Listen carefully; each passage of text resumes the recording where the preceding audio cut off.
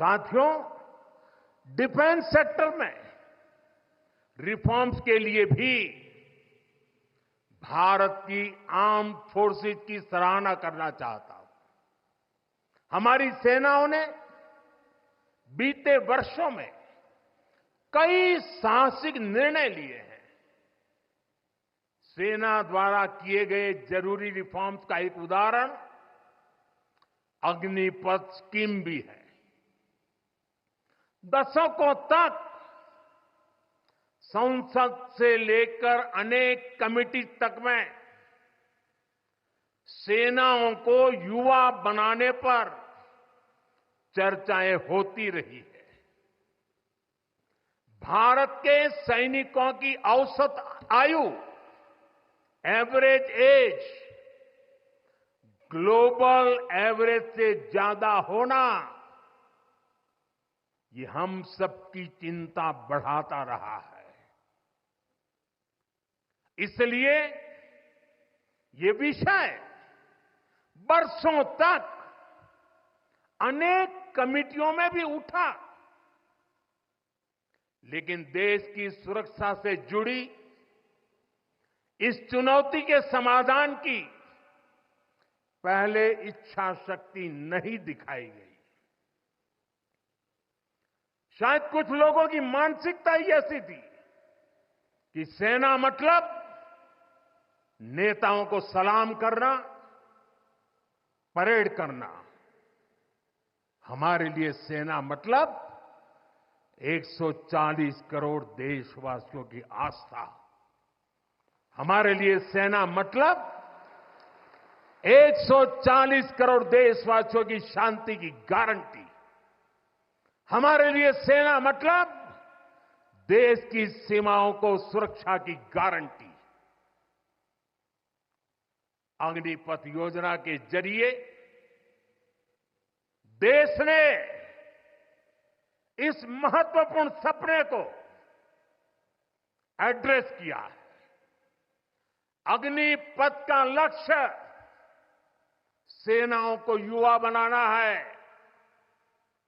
अग्निपथ का लक्ष्य सेनाओं को युद्ध के लिए निरंतर योग्य बनाए रखना है। दुर्भाग्य से राष्ट्रीय सुरक्षा से जुड़े इतने संवेदनशील विषय को कुछ लोगों ने राजनीति का विषय बना दिया है। कुछ लोग सेना के इस रिफॉर्म पर भी अपने व्यक्तिगत स्वार्थ में झूठ की राजनीति कर रहे हैं। ये वही लोग हैं जिन्होंने सेनाओं में हजारों करोड़ के घोटाले करके हमारी सेनाओं को कमजोर किया।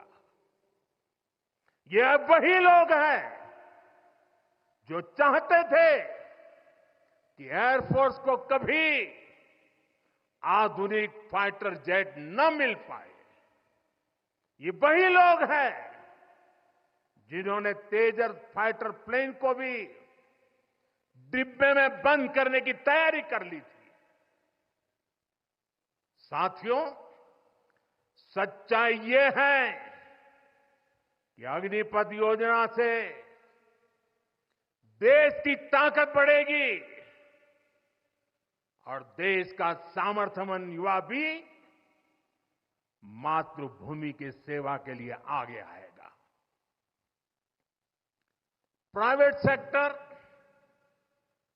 और पैरामिलिट्री फोर्सेस में भी अग्निवीरों को प्राथमिकता देने की घोषणाएं की है। मैं तो हैरान हूं,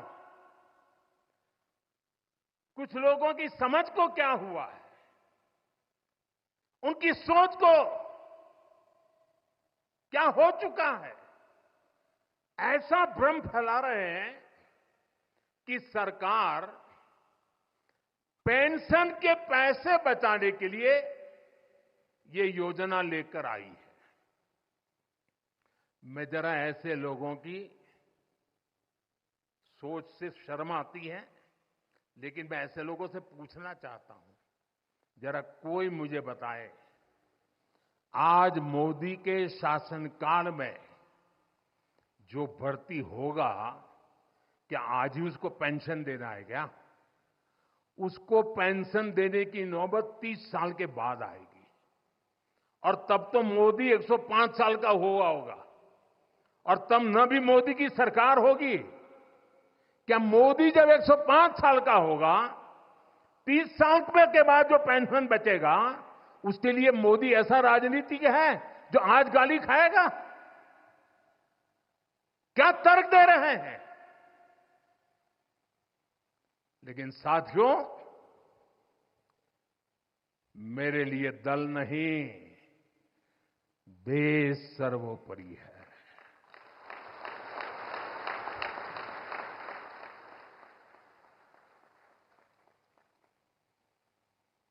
और साथियों, मैं आज गर्व से कहना चाहता हूं, सेनाओं द्वारा लिए गए इस फैसले का हमने सम्मान किया है।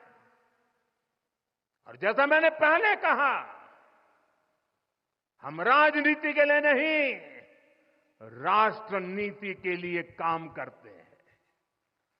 हमारे लिए राष्ट्र की सुरक्षा सर्वोपरि है। हमारे लिए 140 करोड़ की शांति, ये सबसे पहले है।